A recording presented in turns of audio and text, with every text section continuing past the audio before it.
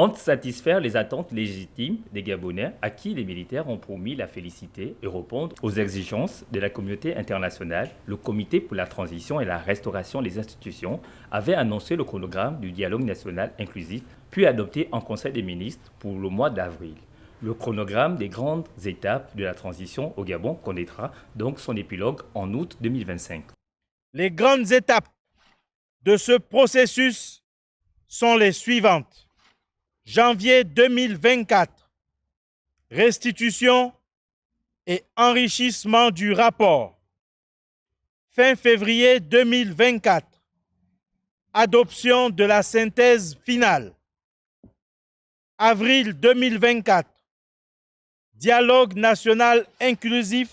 Dans un souci de prendre en compte les préoccupations de toutes les couches sociales, un appel à contribution avait été mis en place sur le diagnostic de la situation et les moyens de corriger les différents dysfonctionnements du pays. Ces contributions ont été collectées par un secrétariat créé auprès du ministère de la Réforme des institutions.